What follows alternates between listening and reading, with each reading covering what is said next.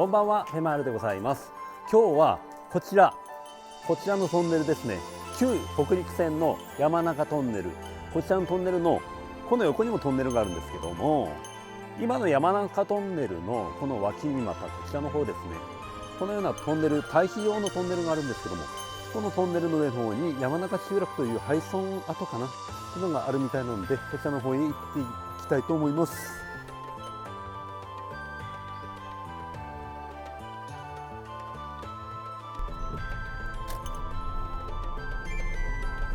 そしてここがトンネル、先ほどのトンネルの真上だと思います。そちらにちょうど止める場所がありますので、こちらの方で止めてやってまいりたいと思います。それではあちらが山中トンネルの入り口ですね。そこからこちらへ回っていきまして、まずこちらの方から探索しましょう。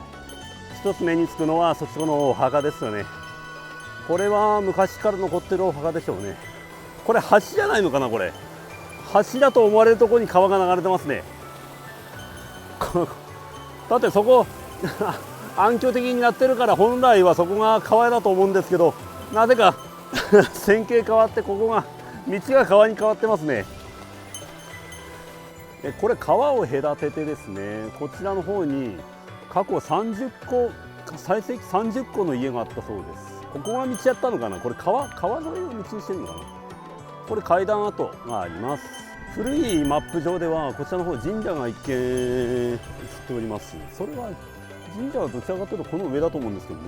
この集落自体は昭和53年には誰もいなくなったという話です。で、最盛期には30軒ぐらいの家があったんですから、相当家があったはずですから、広く点在してたんじゃないですかね。そして住んでた方々っていうのは、なりわいとしては炭焼き、あと木地師っていうかな、なんかそういう木を掘って置物にする人なのかな、ちょっと僕その辺わからんですけど、そういうことをしてなりわいとしてやっていたそうですね。もう明確なその建物っていうのはないんでしょうね。あったけど朽ちちゃって、こうやって倒壊しちゃった。これ屋根瓦ですね。これ立派な鬼瓦さん、鬼瓦かな。これ45右衛門風呂の窯ですかね。ここはもろに建物があったっぽいですね。あ、でもなんかいいな、こここうなんか自然豊かな、本当キャンプ場的な感じです。で、ここも建物があったらしく、瓦が散乱してますね。でも結構こうやってなんか残ってるとこ見ると、割と、最近まで形があったのかもしれませんね。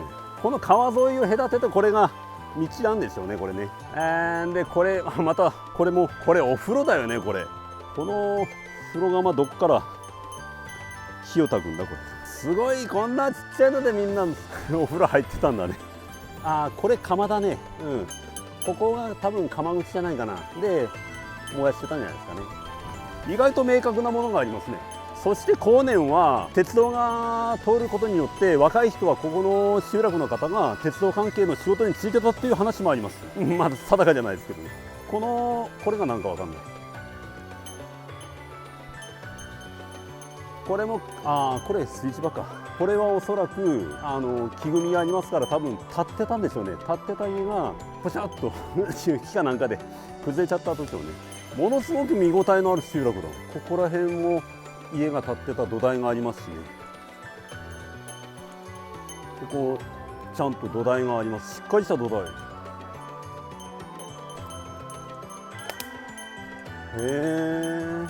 じゃあこの村のメインストリートは入りますね。これがメインストリートかな。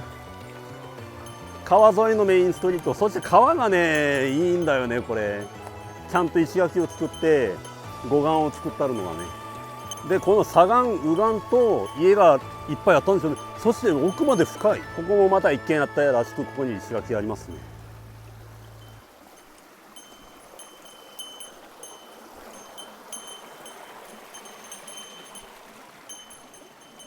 意外と見応えのある集落跡ですね。ここにも整然と瓦が積んであります。多分解体をきちんとした証拠でしょうね。本当キャンプサイトにしてもいいんだね、ここ。本当。また石垣が、石垣をこんだけ積む人らすごいよね、昔の人って。今の世の中で考えたらあれじゃないですか。機械を使う僕らからしたら、これを全部手で持ってきて組んで、ある程度切ったりとかして形整えるんだと思うんですけど、その労力ってすごいよね。あとここも一軒家がまた上に行ける道がありますね。ここにも一軒あった。相当だからでっかい集落だったのかもしれません。ここに多分家があったんでしょうね。すごいね。これは見応えあるわ。今また右岸の方はまた行きますけども、とりあえず奥の方へ行きます。ここが終端かな。終端っぽいですね。そしてそこに林道山中、大谷線かなが走っております。じゃあ川を挟んで右岸の方を走って歩いていきましょうか。でまた河原が散乱しててまた水場らしきものが。これいいな。ここちょっと当たりだね今回。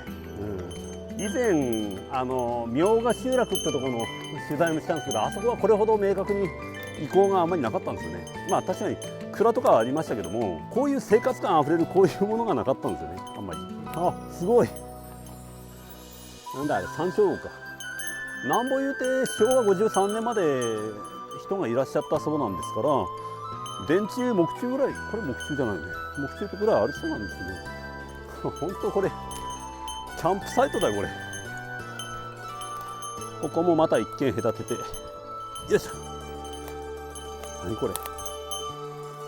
うわこの便器、小便器だ。懐かしいな。知ってるんかいここの石垣は立派だ。なんか本当にキャンプしたい。ここで今これ右岸側から川を隔てた向こうを見てますね。そしてこちらが左岸側ですね。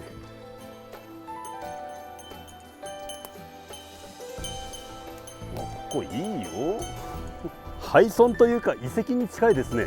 かの昔、この明治からこの昭和50年ぐらいまでか、ここへ住んでたっていう生々しいっていうか、その記憶がたどれるようなそういう廃村ですね。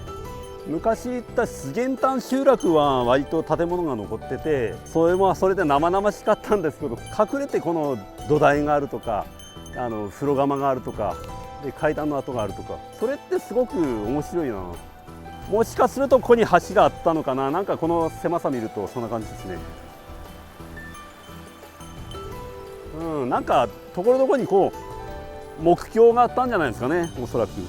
ここなんかこれ橋じゃ、これ湯治物の橋かな。とても僕は今渡れそうにないですけど、ここなんかおそらくですけど、ここで川で炊事とかその洗濯とかやってた場所じゃないですかね。そういう洗い場としてみんな使ったんじゃないですかね。川のある集落っていうのはこういうことができるからいいですよね。そしてこの山奥ですから、とても清らかな水が流れてると思います。だからすごく自然豊かで、今でもこのキャンプ場として使ったらめちゃめちゃいいとこかもしれません。ここはパワースポットですね。マイナスイオンがいっぱい、この川がそこら中に流れてる水の都、水の廃墟やね。ここは墓地跡ですね。お墓はありますけども、多分まあ分霊っていうか向こうの方へ持ってってはいるんだと思います。ちょっとした墓地だったんですかね。でさらに上にまだあるんですけども、あそこにも多分一番高いからあそこが神社ぐらいかな。これはなんか道か。灯籠。これ参道ですわ。階段もある。今また位置関係、あそこがさっきの山中トンネル側ですね。でここにですけど、これが神社へ続く参道だと思われます。やっぱり山の上にあるんですね。参道の石段とかっていうのは今埋もれてないですね。でここにこの灯籠跡、もう残念ながら灯籠落ちちゃってます。でここが参道ですね。こうやって灯籠の跡があって、もしやすると鳥居もあったんでしょうかね。ここが参道。この参道はちゃんと残ってるね。ここが神社だ。はい、ここですね。これだ。ここが本殿かと思います。多分もっと言うとあそこにあったんかもしれませんけど、おそらくこれが本殿だと思います。ここより高いところにまた建物あるっていうのもあんま考えにくいんだけど、ここも平場になってるんですよね。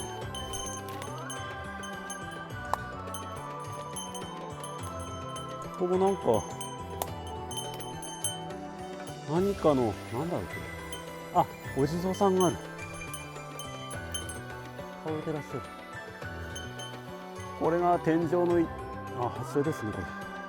ここをね、こうやってここの信仰の対象としてここの集落の方は使ってらっしゃったのを崇められてたんでしょうから、ここを皆さんこうやって息を切らしてか知らんけど登ってったんでしょう。昭和13年の灯籠です。僕と同じで風呂が好きなんか風呂釜が多いな。風呂好きな集落だったんか。まあまあこうやって今風呂、五右衛門風呂がねちゃんと残ってる。ここで多分滝口でしょうね。すごいな、このお釜もすごいね。賞味期限2020年9月だから、やっぱね来られてるんですね。こうやって2020年の賞味期限のものが置いてありますから、ここの元集落の方が定期的には来られてるんでしょうね。じゃあ最後かな、こっちが多分最後だと思うんで、こっちは行ってきましょう。ここも石垣があって、ここちゃんとした道っぽいですね。電柱発見。木柱ですね。ついに発見。木柱、昔の電柱ですね。やっぱあったんだ。ここにあったんだね。これが朽ちたんだ。またお墓の跡ですね。お墓ですね。これもちょっと古くて読めないけど、ここにも家があったのかな。今度終わりですね。一通り見て歩いたけど結構大きい集落だった。はい、ここで終端ですね。あそこが山中トンネルのポータルの上となっておりますね。疲れた。それでは長々とやってまいりました。こちらの山中トンネルの樹道の上の集落ですね。こちらの方はこのような川のきれいな素晴らしく遺構の残ったとても心温まる場所でございました。このノスタルジックさもまた味わいたいと思いますね。また僕もまたこれかなと思っております。ではそういうことで今日はこれまででございます。おやすみなさいませ。ふるまるでした。ありがとうございました。さよなら。